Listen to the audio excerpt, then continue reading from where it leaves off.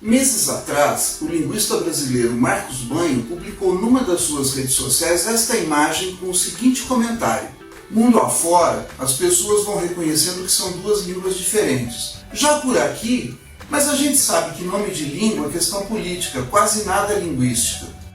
Na mesma época, o linguista português Fernando Venâncio, amigo de Banho, lançou o livro Assim Nasceu uma Língua, sobre as origens do português, no qual defende que a nossa língua não descende do latim e sim do galego. Este é que descende do latim. Embora essa tese seja controversa e bastante questionável, eu não vou tratar dela aqui nesse vídeo. O fato é que, desde o lançamento do livro, Venâncio tem dado várias entrevistas à imprensa afirmando em tom sensacionalista que em breve a língua falada no Brasil vai se separar definitivamente do português lusitano e se tornar um novo idioma, a língua brasileira. Isso porque a rápida e inevitável mudança nas duas variedades, a portuguesa e a brasileira, faria com que elas se afastassem de tal modo que não seria mais possível reconhecê-las como a mesma língua. Como vocês podem ver, os dois linguistas estão dizendo a mesma coisa com palavras diferentes. Mas será que a língua que nós brasileiros falamos vai mesmo nos próximos anos se tornar um novo idioma? Ou pior, será que já é outro idioma e não mais português? Assim como na postagem de Banho, muitos manuais e softwares trazem instruções e opções em inglês britânico e americano, espanhol ibérico e latino-americano, etc. Hoje, por influência do português brasileiro no YouTube, TikTok e afins, algumas crianças e jovens em Portugal já dizem me dá em vez de dá-me. Qualquer falante do português entende tanto me dá quanto dá-me. Em cada região se fala de um jeito. Portanto, me dá e dá-me em início de período são ambas possibilidades previstas na gramática da língua portuguesa. Não na normativa, mas na gramática internalizada da língua, aquela que cada um de nós tem dentro de si. A frase me dá corresponde à norma linguística brasileira falada. Já dá-me reflete a norma linguística lusitana. Mas tanto uma quanto a outra fazem parte do que o linguista romeno Eugênio Cossério chamou de sistema. Mas para entender o que é sistema e norma, vamos recuar um pouco mais no tempo até Ferdinand de Saussure, no início do século passado. Saussure estabeleceu a distinção básica entre langue e parole, ou língua e fala. Fazendo um paralelo com o esporte, a langue são as regras do jogo, parole é cada partida efetivamente jogada. A langue é um conjunto de elementos, isto é, fonemas, morfemas, palavras e de regras combinatórias desses elementos que permite produzir infinitos enunciados, desde frases simples até textos inteiros. A langue inclui todas as possibilidades de combinação desses elementos. A parole são as combinações efetivamente realizadas em cada ato de fala ou de escrita. Portanto, a langue é social, enquanto a parole é individual. E é aí que entra Cossério.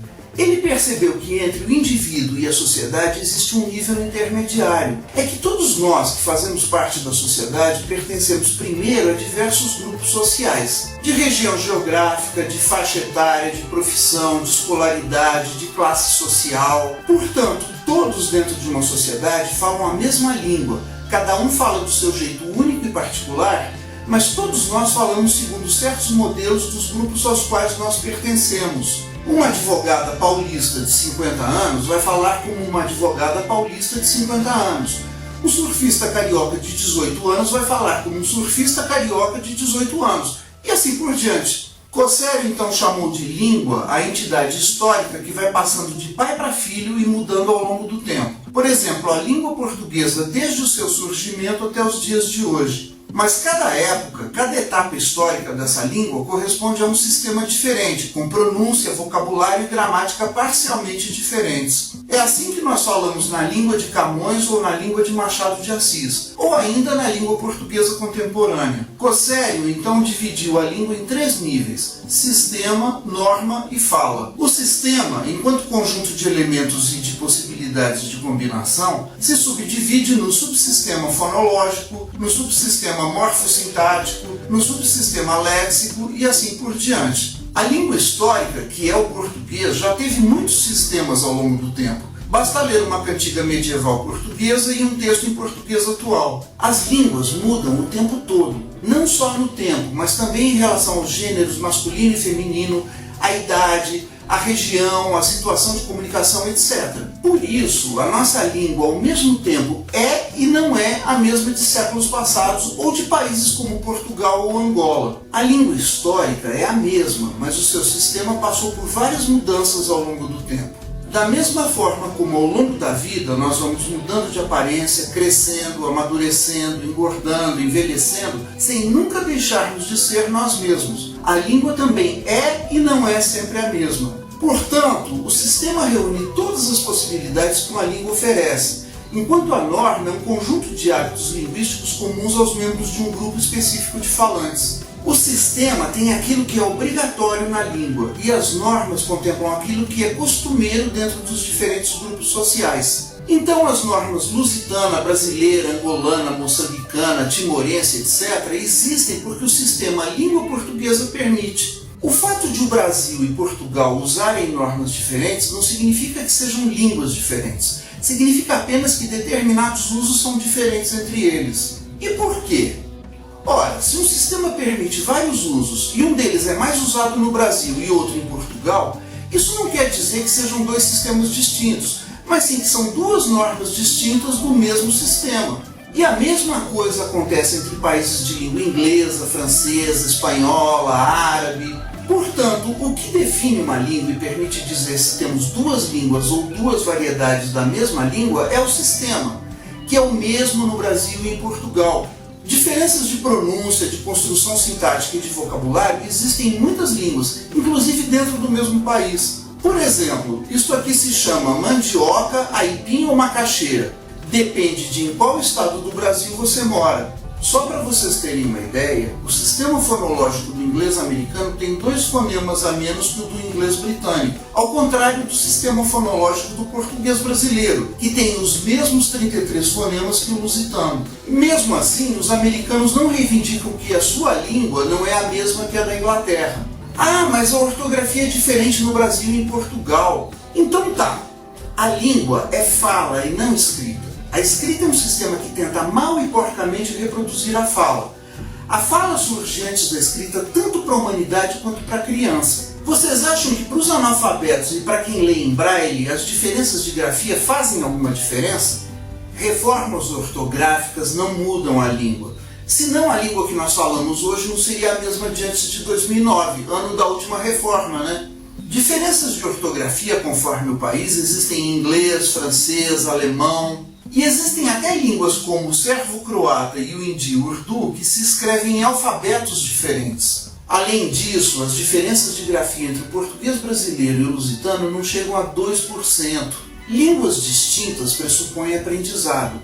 Por exemplo, você precisa estudar espanhol para falar espanhol, certo? Agora, você precisa estudar português lusitano para falar com os portugueses? Se o português europeu e o brasileiro fossem idiomas diferentes, os brasileiros que moram em Portugal não conseguiriam viver nem trabalhar lá, não é? Ninguém precisa fazer curso de português lusitano para viver, trabalhar e estudar em Portugal, nem o inverso. Se você duvida, pergunte aos milhares de portugueses que vivem no Brasil. Para que uma língua seja uma língua, ela tem que ter um sistema próprio, distinto de qualquer outro, a ponto de você precisar fazer aulas desse idioma para entender o seu sistema. Isto é, pronúncia, vocabulário, flexão nominal e verbal, sintaxe. Então, quando um jovem português diz me dá em vez de dá-me, ou legal em vez de giro, ou ainda valeu em lugar de obrigadinho, é simplesmente por influência das novelas, do YouTube e do TikTok. Mas isso é uma aproximação de duas normas e não uma cisão de um sistema em dois. O português lusitano, via telenovelas e redes sociais, está se aproximando do brasileiro e não o brasileiro se afastando do lusitano. Se há diferenças entre o português falado em Portugal e falado no Brasil, também há diferenças dentro do próprio Brasil. Não se fala no Nordeste como se fala no Sul ou no Centro-Oeste. Será então que cada região do Brasil fala uma língua diferente? E nesse caso, qual dessas línguas é que é a tal língua brasileira? Vocês estão vendo como é absurda essa ideia? Agora uma curiosidade.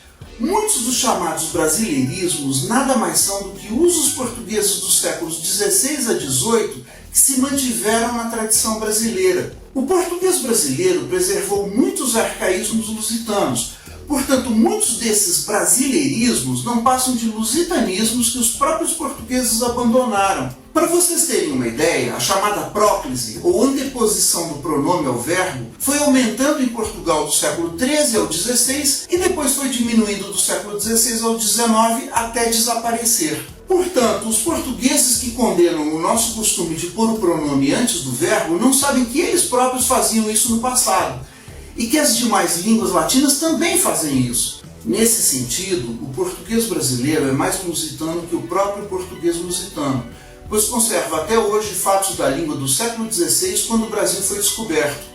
Foi o português lusitano que mudou mais radicalmente e por isso foi se tornando meio que uma nova língua. Na verdade, a língua do Brasil é a mesma de Portugal e de Angola, Moçambique, etc., mesmo que ela seja diferente da língua desses outros países. É que cada país passou por influências e eventos históricos que são diferentes uns dos outros. Mas nem por isso nós deixamos de falar a mesma língua, ao contrário do que certos linguistas defendem. Só para lembrar, um século atrás, Noel Rosa cantava que o que o malandro pronuncia com voz macia é brasileiro, já passou de português. E também, um século atrás, Mário de Andrade falava igualmente sobre uma suposta língua brasileira. O fato é que, 100 anos depois, isso ainda não aconteceu.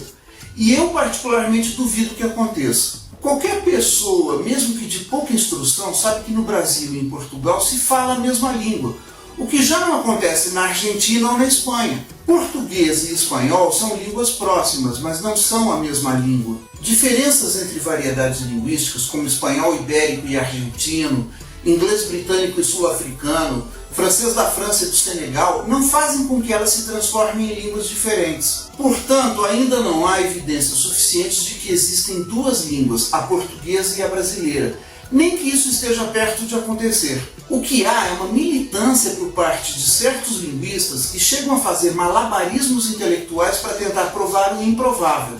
Se um dia vier a existir uma língua brasileira, isso não vai acontecer só pelo desejo desses linguistas e suas frases bombásticas e sensacionalistas. Banho e Venâncio certamente sabem a diferença entre sistema e norma, já que são linguistas. Então por que insistem nessa história de que existem duas línguas diferentes ou que isso esteja prestes a acontecer? O que há por trás disso? Eu me pergunto, será que eles ensinam errado aos seus alunos? Em resumo, ciência se faz com fatos, não com opiniões, e muito menos com lacração. Obrigado e até a próxima!